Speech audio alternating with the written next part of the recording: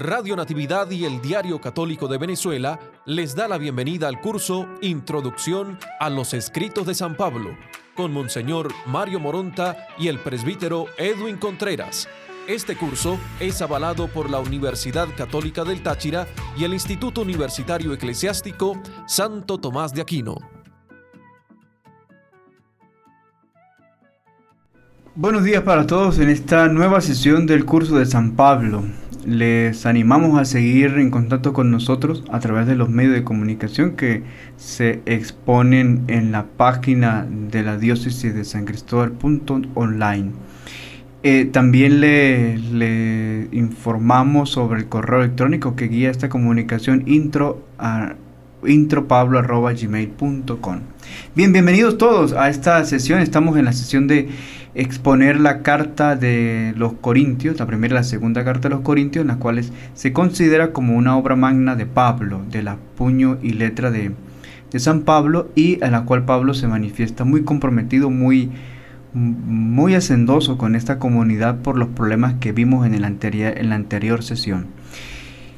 Nos encomendamos a la figura de San Pablo, él que como escritor, pero sobre todo como apóstol, nos dé ese afán de comunicación y de estar presente en medio de las comunidades.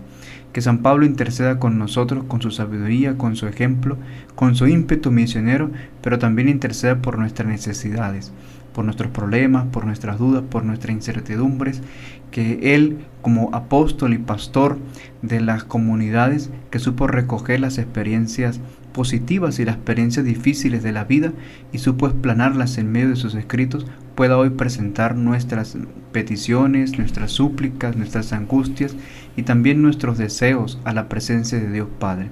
Que San Pablo interceda por cada uno de nosotros.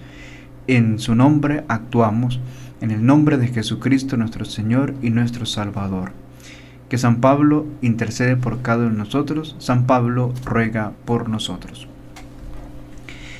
Bien, habíamos dicho que la comunidad de Corintios era una comunidad bastante comprometida con el mundo, por decirlo de esa manera, una comunidad cosmopolita y con actitudes desenfrenantes por la actitud de ser una ciudad portuaria. Pablo les escribe una carta en medio de una dificultad importante como era la división, como eran las conductas morales y también con los aspectos de la idolatría con la diosa Afrodita, que era la diosa de la diosa del amor, el amor que todo lo permite, todo lo aprueba y sin ninguna medida. Y Pablo dice no, tenemos que reorientar la vida afectiva, la vida donde se valore la persona por lo que es, por ser persona, por ser hija de Dios, por ser hijo de Dios, y no por un servicio que pueda prestar, porque en este templo en Corinto se permitía, e incluso se hablaba de una prostitución sagrada. Pablo corrige este elemento diciendo que es importante desarrollar la vocación al matrimonio, la vocación a la santidad de vida y sobre todo con la gran frase de que somos templo de Dios, templo del Espíritu Santo. Bien, ayer vimos como las líneas maestras de esta carta. Hoy vamos a adentrarnos en el contenido interno prácticamente de la carta y ver cómo es su estructura. La estructura de la carta, dijimos una carta que es una carta un poco compuesta, por decirlo así, en comparación con las demás. Tiene 16 capítulos, está compuesta por 16 capítulos y la que podemos distribuir de la siguiente forma. La introducción va desde el capítulo 1, versículo 1 al versículo 9. Luego vamos a dividirla en 5 partes. Primera parte, vamos a encontrar divisiones de la comunidad. Allí vamos a estar desde el capítulo 1, del versículo 10 al capítulo 4, versículo 21. Capítulo 1, versículo 10 al capítulo 4, versículo 21. Una segunda parte vamos a dedicarla a las conductas incorrectas en la comunidad. Todos los aspectos sufrientes de la comunidad que se veían. conductas incorrectas de la comunidad, que va del capítulo 5, versículo 1 al versículo 6, al capítulo 6, versículo 20. Capítulo 5, versículo 1 al capítulo 6, versículo 20. La tercera parte son dos consultas que vamos a trabajar, dos consultas que se le hacen a Pablo. El matrimonio y los alimentos sacrificados a ídolos. ¿Cómo nos debemos comportar ante estas dos realidades? La tercera parte entonces dedicada a dos consultas. La consulta sobre el matrimonio y sobre los alimentos sacrificados a ídolos, que va del capítulo 7, versículo 1, al capítulo 11, versículo 1. Capítulo 7, versículo 1 al capítulo 11, versículo 1. Una cuarta parte, las asambleas litúrgicas de la comunidad, que va del capítulo 11, versículo 2 al capítulo 14, versículo 40. Capítulo 11, versículo 2 al capítulo 14, versículo 40. Y una quinta parte que es hermosísima, que habla sobre la resurrección de Jesucristo y de sus discípulos. La resurrección de Jesucristo y de sus discípulos, que abarca el capítulo 15, versículo 1 hasta el versículo 58, todo el capítulo 15. Y la conclusión de la carta, que va del capítulo 16, que se trata en el capítulo 16, es decir, versículo 1 al versículo 24. Entonces, de modo que tenemos una introducción, 5 partes y una conclusión de esta carta. Entonces, vemos que entre la introducción y la conclusión se distribuyen en 5 sesiones. En la primera parte, Pablo se ocupa de las rivalidades internas de la comunidad, porque según parece, creen que la adhesión a quien los bautizó es más fuerte que la vinculación con Cristo. Entonces Pablo ahí expone varios problemas como quién soy, es lo que veíamos ayer, la división, pero curiosamente la división se va dando a partir del bautismo. ¿Quién los había bautizado? ¿Quién los había insertado en una vida unida a él, a esa persona? Pero la comunidad estaba confundida sobre que el bautismo, el error estaba en que pertenecemos a quien nos bautizó y no en nombre de quien nos bautizaron. Entonces Pablo corrige este error porque él dice, no, nosotros no somos ni de Pablo, ni de Apolo, ni de otros, sino de Jesucristo el Señor, en quien nos hemos sido bautizados. Y de hecho Pablo dice así, gracias a Dios yo bauticé solamente a pocos y con los cuales yo puedo expresar bien la doctrina. Una segunda sesión, Pablo los orienta respecto a las conductas que se oponen a la ética cristiana, particularmente en los casos de inmoralidad, acusaciones de cristianos en tribunales paganos y la exagerada permisividad en lo que se refiere al sexo y a la comida. En la tercera parte, dedicada a las dos consultas, matrimonio y alimentos sacrificados a ídolos, Pablo responde a esta consulta sobre si es mejor la virginidad o el matrimonio, y si se puede comer carne inmolada a los ídolos. Pablo responde aquí que tanto, como lo dijimos ayer, tanto la virginidad como el matrimonio son una vocación excelsa delante de Dios, y lo importante que se tiene es vivir a plenitud y en santidad la vocación recibida de parte del Señor. Entonces, tan importante es un matrimonio para los ojos de Dios como la vida de uno que se conserva virgen para el reino de los cielos, y la exactitud de la vivencia de la virginidad. De allí que la iglesia tome como un valor importante la virginidad antes del matrimonio, y que los novios deben conservarse en estricta vigilancia de su sexualidad si desean vivir una vida santa. Y lo bueno es eso, que la vivencia de un noviazgo, la vivencia de una sexualidad en el Señor debe ser con una aspiración a la santidad, y no dejarse llevar por los problemas que invaden de modo particular hoy día, como a los de Corinto, a los jóvenes y a tantas personas que que viven arrebatados o centrados en una vida de sexualidad. Ese problema también lo tienen los corintios y Pablo lo corrige en eso con un llamado a la santidad. En la cuarta sesión, frente a los problemas en las celebraciones litúrgicas, Pablo regula los desórdenes y las ganas de sobresalir de los que abundan en carismas, mientras nos da una valiosa información de cómo se celebra la Cena del Señor en las primeras comunidades cristianas. Luego pide que los carismas se pongan al servicio de lo esencial, es decir, amar a Dios como Dios nos amó en Cristo.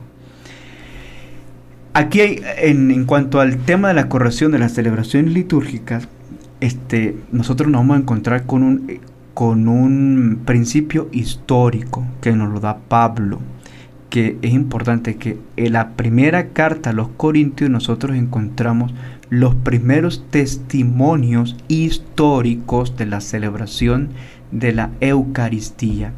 Por eso Pablo va a resaltar muchísimo que es un memorial, y quiero hacer énfasis en esta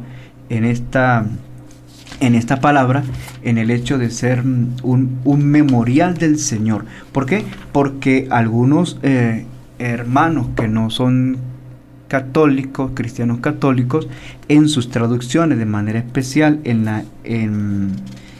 la traducción del Reina Valera, ellos hablan de un recuerdo de la Cena del Señor, y no, Pablo en el propio griego habla de un memorial de la Cena del Señor. Las comunidades se reúnen para la celebración del memorial de la Cena del Señor. Entonces Pablo evoca en el capítulo 11, de manera especial el versículo 23, dice: porque yo recibí de parte del Señor aquellos que les he transmitido, a saber, que el Señor en la noche que iba a ser entregado tomó un pan, pronunció la acción de gracias, lo partió y dijo: esto es mi cuerpo que entrego por ustedes. Hagan esto en conmemoración mía, en memoria mía, no en recuerdo. ¿Cuál es la diferencia aquí? Que hacerlo en conmemoración del Señor o hacerlo en memoria mía, estamos en el capítulo 11, versículo 23 en adelante, un recuerdo se queda en el pasado. Una conmemoración o hacer memoria es traerlo al presente, es hacer viva de la presencia de ese ser, de esa realidad, en este caso de este mandato que el Señor ha puesto. Por eso la celebración de la Eucaristía no es un recuerdo del Señor, algo que se celebró y que quedó en el pasado. No, la celebración de la Eucaristía es viva, presente, eficaz, activa, real, en el momento cuando la asamblea litúrgica se reúne para la celebración eucarística. Por eso, y aquí está ese testimonio, quiero resaltarlo porque es importante que nosotros, quienes hacemos el curso, tengamos en cuenta la diferencia y sobre todo el dato histórico que nos lo da Pablo. Pablo es por decirlo así, uno de los primeros que hace real el testimonio escriturístico del sacramento de la Eucaristía. Luego sigue diciendo en el versículo 25, espere que no veo bien, 25, sigue dando más datos de la Eucaristía. Después de cenar, Jesús hizo lo mismo con la copa diciendo: esta copa es la nueva alianza sellada con mi sangre. Cada vez que la beban, háganlo en memoria mía. Por eso, cada vez que comen de este pan y beben de esta cena, anuncian la muerte del Señor hasta que Él vuelva. Por tanto, quien coma el pan o beba de la copa del Señor sin tratar con la debida dignidad el cuerpo y la sangre del Señor será culpable. Cada uno pues examínese a sí mismo antes de comer el pan y de beber la copa, porque quien come y bebe sin discernir de qué cuerpo se trata, come y bebe su propia condenación. Este es el motivo por el cual hay entre ustedes muchos débiles y enfermos e incluso que tantos mueran. Si no nos examináramos bien a nosotros mismos, escaparíamos del castigo. Pero el Señor, cuando nos castiga, es para educarnos y para que no seamos condenados con el mundo. Por ello, El dato de esta primera carta de los Corintios, luego es ese dato del testimonio eucarístico. Si alguno le pide a usted un dato, un testimonio escriturístico del sacramento de la Eucaristía, este es uno de los principales testimonios eucarísticos, bíblicos, de la Eucaristía. Capítulo 11, versículo 23 en adelante de la primera carta a los Corintios. Pero esto Pablo lo va a desarrollar en medio de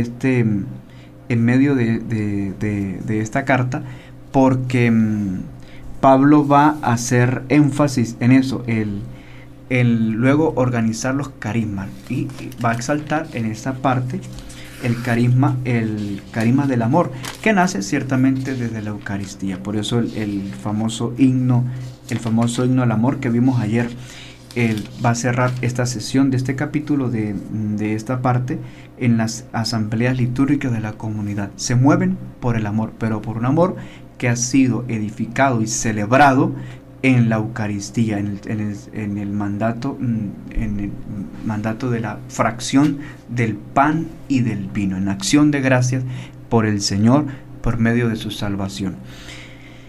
Bien, la otra parte dedicada a la resurrección, en la quinta parte, Pablo trata el acontecimiento central de su predicación, la resurrección de Jesucristo. Si hay algo importante en Pablo, es el tema de la resurrección. Pablo es el hombre del Cristo resucitado, y la de sus discípulos en cuanto a suceso querido por Dios, que realiza sus promesas y da sentido a la existencia creyente. Pablo allí donde va a decir, en vana sería nuestra fe si Jesucristo no resucita. No tendríamos sentido la resurrección nuestra si no hubiese sido la resurrección de Cristo. Pablo va a decir eso: si los muertos no resucitan, tampoco Cristo resucitó, pero como Cristo resucitó, volverán. Nosotros tenemos la capacidad de resucitar en Cristo. Y luego es una hermosísima pieza de Pablo, se puede estudiar el tema de la resurrección. En efecto, uno de los grandes autores que desarrolla este capítulo es el padre José Cava.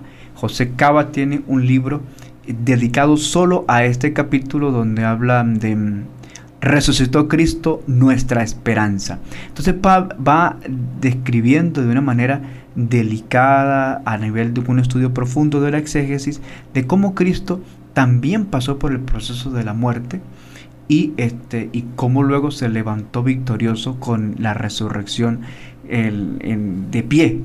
Se levanta victorioso gracias a la resurrección. Entonces, José Cava hace un estudio interesante, que uno de los elementos que nos comprueba que Cristo realmente murió, porque hay algunos que lo quieren negar, pero en el capítulo 15 de la primera carta de los Corintios nos lo afirma: Cristo murió. Y el dato que nos da la misma Sagrada Escritura que Cristo muere es que Cristo fue sepultado.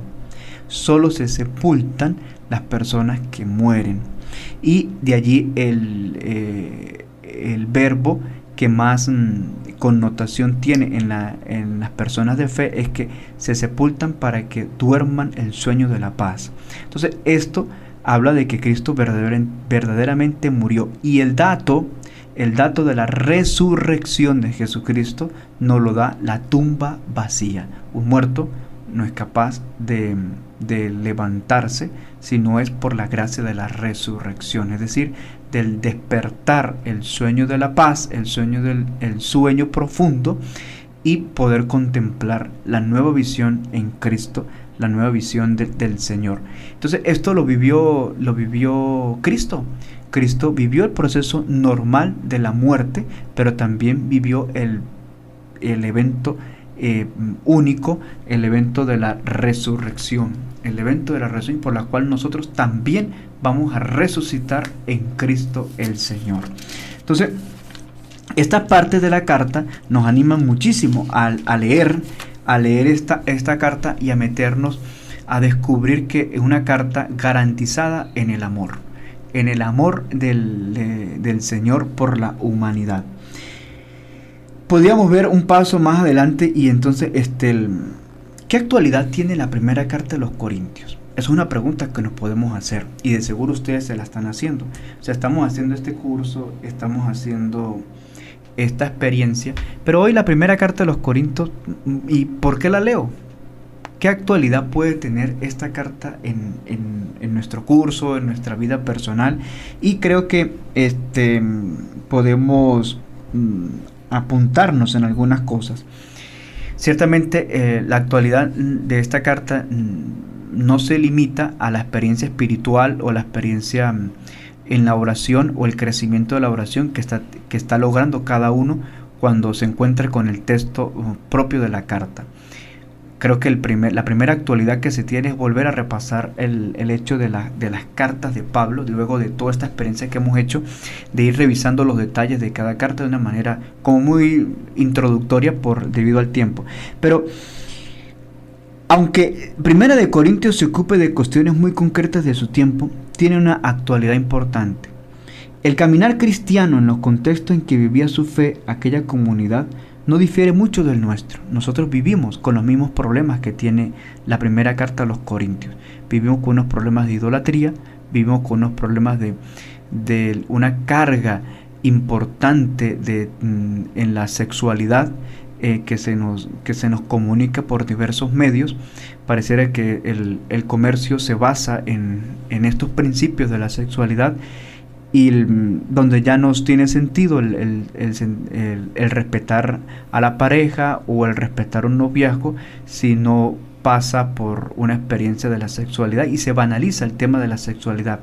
También tenemos problemas del comercio, nos invade las partes comerciales que pareciera que se sobreponen muchas veces ante lo espiritual y ante la relación con Dios. Por eso vemos muchos abusos que estamos viendo muy palpables en nuestra comunidad, que el valor de la persona pasa al valor del precio de una moneda. Entonces son los mismos problemas de Corinto, y creo que esta carta tendríamos que leerla desde esa óptica, de una óptica de la actualidad. Entonces, en la cotidianidad de la vida, Pablo invita a poner en ejercicio una cosa importante, la sabiduría cristiana que viene desde la cruz, para no enredarnos en cosas mínimas y para regir la existencia con los valores del Evangelio. Con los valores del Evangelio que van a terminar en ser virtudes.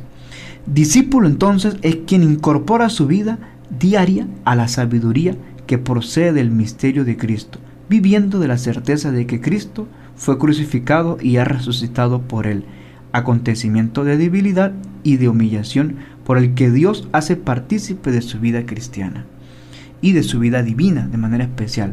La carta pues es una magnífica consejera de cómo vivir la sabiduría de la cruz en el caminar del cristiano y en medio de sus comunidades. No es fácil el diálogo del hombre y la mujer de fe con las culturas, sus valores y antivalores. A nosotros nos corresponde difícil. Los que creemos en el Evangelio y los que creemos en Cristo, no es fácil hablar en una comunidad que pregona los antivalores y que pregona el no vivir las virtudes en Cristo, y el que pregona que podemos valernos por nuestra propia cuenta. No es fácil hablar con ellos, pero tampoco lo fue para los que vivían en Corinto. Gracias a Pablo, ellos, los de Corinto, fueron iluminados y alentados a vivir la vocación a la santidad sin cerrarse en sí mismo. Por eso, la mayor expresión de vivir la santidad es actuar con la mayor alegría que tenemos a Cristo dentro de nosotros. Hacer el bien. Hacer el bien es fácil, pero pareciera que a veces se nos complica. Y a cumplir con la vivencia cristiana. Como podemos nosotros vivir la santidad. El apóstol les enseñó a los de Corinto a ser fermento en medio de los paganos. O sea, que seamos diferentes, que se note la presencia de un cristiano en medio de la comunidad. No podemos unirnos a la misma realidad. Ciertamente no podemos cerrar nuestros ojos a la realidad que se vive, pero sí ser un testigo en medio de tanta realidad de lo que podemos actuar. Entonces, es lo que Pablo dice, ser fermento en medio de los paganos, Al igual que para ellos, 1 de Corintios es una invitación para nosotros a descubrir nuestros conflictos y hacer del amor cristiano la máxima expresión del discipulado, sea cual sea nuestros carismas y la responsabilidad en la iglesia siempre de cara al mundo. Por eso la primera carta a los Corintios es una carta espectacular, porque es eso, es cómo vivir en medio de una comunidad que sufre, en medio de una comunidad que tiene problemas, y que Pablo no los ocultó, sino que los expuso sus debilidades y que expuso sus grandes fortalezas también, pero que les invitó a ser cristianos de verdad. Creo que el resumen de esta carta, al terminar de leerla, es una carta dirigida a cada uno de nosotros en medio de una crisis, podemos decirlo así, real, que vivimos y que estamos padeciendo, y esta carta ilumina realmente el actuar de un cristiano en medio de esta situación. Entonces yo los invito a leerla con esa apertura, y me atrevería a citar un texto del libro del Éxodo. Lean la carta de la primera carta de los Corintios con un corazón abierto, pero también descalzos, sintiendo que Dios va asumiendo y nos va asumiendo nuestra vida y nos va dando instrucciones, nos va dando una guía en medio de la oración y en medio de nuestra actitud, en medio de una sociedad que pide a gritos el valor del ser cristianos. Pide a gritos el que hayan cristianos verdaderos, una sociedad que pide a gritos que se noten la presencia de los cristianos, porque es la única esperanza en la que puede refugiarse nuestro pueblo, en la que puede refugiarse muchos que sufren y con la cual podemos animarlos. Que San Pablo, a través de la primera carta a los Corintios, nos anime a ser verdaderos cristianos y nos ayude a ser testigos del amor, como él lo proclama, un amor que todo lo comprende, que todo lo padece y que todo lo perdona. Que San Pablo interceda por nosotros, y les animo a leer esta primera carta con todo el entusiasmo del Señor y con toda la esperanza de encontrarse que Él se puede amar incluso hasta la eternidad con la resurrección que nos da Cristo el Señor. Que Dios nos bendiga. Les recordamos los medios de comunicación por los cuales nos estamos comunicando, y intropablo@gmail.com. Les agradecemos y que todos tengan un feliz día en el Señor. Curso Introducción a los Escritos de San Pablo.